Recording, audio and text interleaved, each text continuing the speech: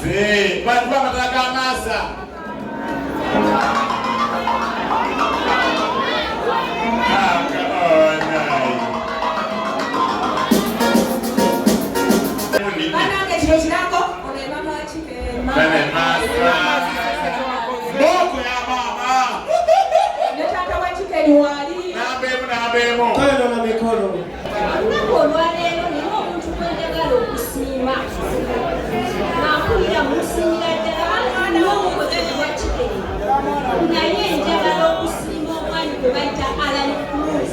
Alan Cruz. Alan Cruz banango oli bakwekirabo kyo.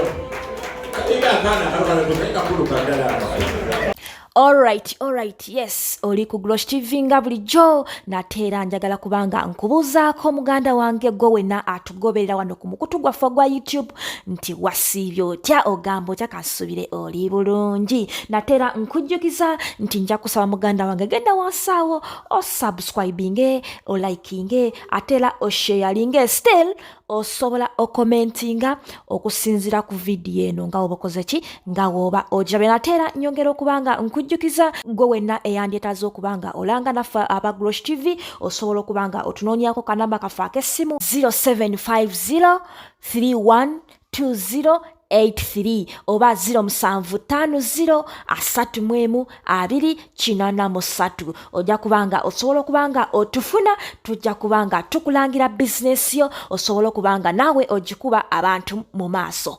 My dad.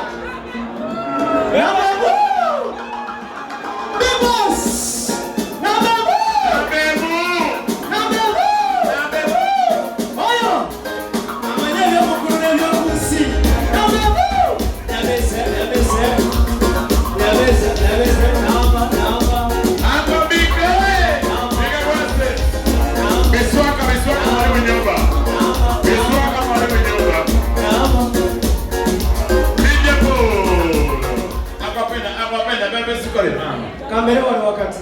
Yayimba muyimba amafina. Kacha ino kusa kuma. Kamera. Aquafina. Kaso kamera wano. Nice. Amatala. Teka amatala wadenga watu aquafina. Kakati banange. Basante bange. This is my mother. Ono itata wakazala. Amatala. Bachalo bachogere ncha banange. Egambo zegambo. Mama ogenda kwogera. Mama bananga ine bigambo bye. Byayagala okutugamba. Mama toka aba. Akyali muto. Mama yatanga kuzaako. Matala.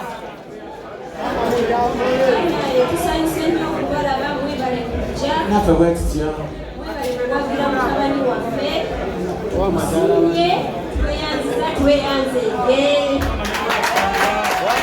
Banange olugalo lwa mama natwebaza.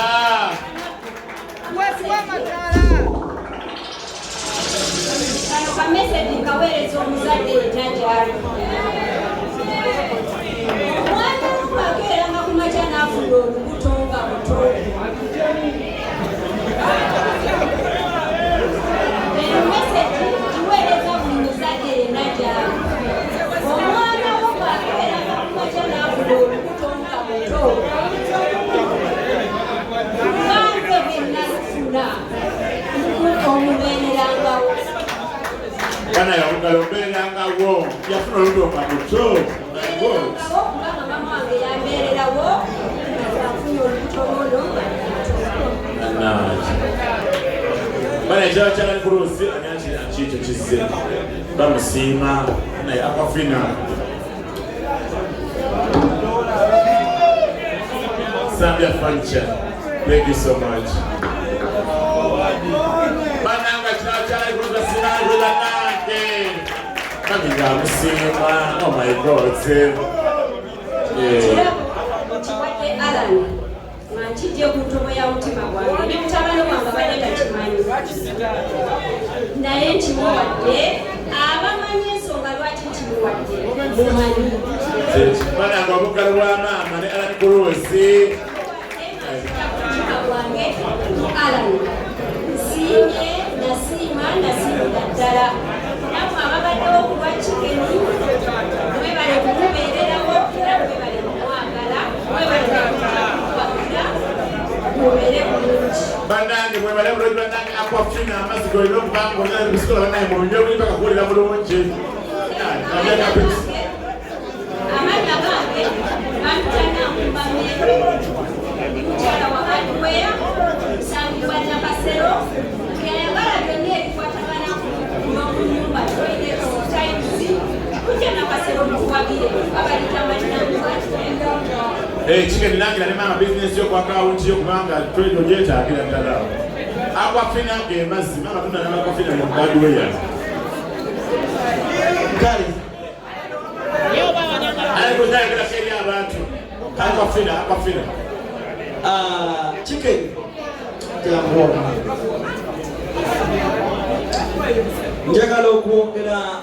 njagala kwongera okwebaza Mama Chicken. Thank you so much. Weebale nnyo, weebalire ddala. Briefly, mu dakiika ntono nnyo, njagala okuwa ebigambo byange bino nga Chicken ali wano. Komofinga talk Chicken.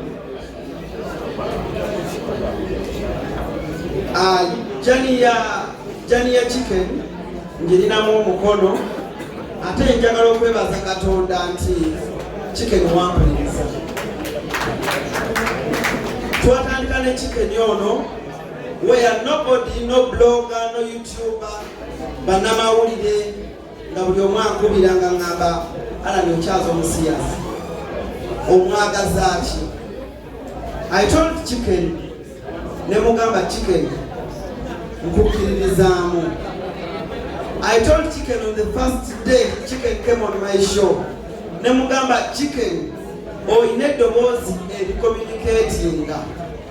Ne mugamba Chicken weesonyiwa abantu abakulu olugambo lukole kuba emyaka gyo media egenda kunyumira nga nze mpulira Chicken alina ekiki ekyenjawulo era nga buli lwajjanga ngamba Chicken yamuuzanga nangamba Alan obeera otyawo nga buli woyita omuntu ayita Alan Cruz kiba kitya naye nga mugamba nti Chicken koppa kyenkola ojja kufuuka kyoyagala.